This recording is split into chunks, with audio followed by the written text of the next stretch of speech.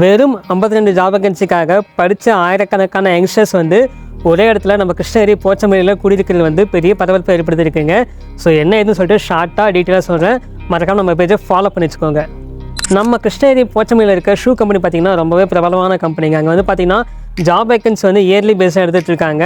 So ரீசெண்டாக பார்த்திங்கன்னா 52 job vacancy allocate பண்ணுறோம். அதுக்கு வந்து 8 கிலோமீட்டர் சரௌண்டிங்கில் இருக்கிறவங்க மட்டும் தான் நான் எடுக்க போகிறோம்னு சொல்லிட்டு ஒரு ஜாப் வேகன்சி அலோகேட் பண்ணுறாங்க.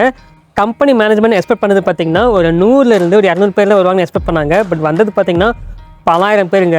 அதுவும் லோக்கல் மட்டும் கிடையாதுங்க, வெளியூர், வெளி மாவட்டம், வெளி மாநிலங்கள்லேருந்து கூட நிறைய பேர் வந்திருக்காங்க. ஒரு ஆயிரக்கணக்கான பேர் வந்து பெரிய பரபரப்பை ஏற்படுத்திருக்கு. இந்த அன்எம்ப்ளாய்மெண்ட்டுக்கு என்ன reason? Not only state government, not only central government, உலகம் முழுக்க இருக்க இந்த ஒரு பதற்றமான சுச்சுவேஷன் தாங்க.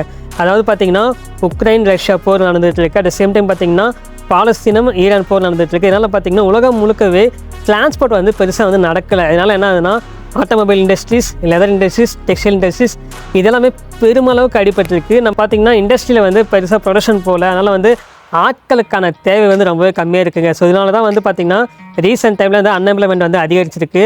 அட் த சேம் டைம் பார்த்திங்கன்னா நார்த் இந்தியன்ஸ் வந்து இங்கே வந்து நிறைய வந்திருக்காங்க. அவங்க பார்த்திங்கன்னா carpenter work, civil work, painting இந்த மாதிரியான அடிப்படை ஒர்க்குக்கெல்லாம் அவங்க வந்துட்டாங்க. இந்த ஒர்க்கெல்லாம் வேலை பார்க்கறதுக்கு நம்ம மக்கள் ரெடியாக இல்லை. எல்லாருமே படிச்சிட்டோம், நல்ல விஷயம்தான். படித்த மட்டும் போதாதுங்க. இன்றைக்கி வந்து ஏஐன்னு ஒரு மிகப்பெரிய தொழில்நுட்பம் இருக்குது. அதுக்கு போட்டி போடணும். நம்ம அதுக்கேற்ற மாதிரி ஸ்கில் வளர்த்துக்கணும். எக்ஸாம்பிள் ரோபோட்டிக்ஸ், ஐஓடி, இன்னும் என்னென்ன அட்வான்ஸ் ஸ்கில் இருக்கோ அதெல்லாம் வளர்த்துக்கிட்டால் மட்டும்தான் இங்கே சர்வே ஆக முடியும்.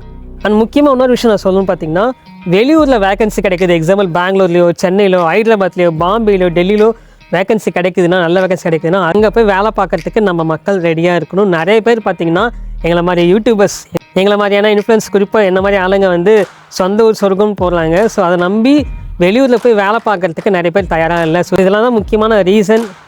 ஸோ வேறு ஏதாவது உங்களுக்கு ரீசன் தெரிஞ்சால் மறக்காம கீழே கமெண்ட் பண்ணுங்கள். இது எல்லாமே மாறும்னு நான் நம்புவோம்.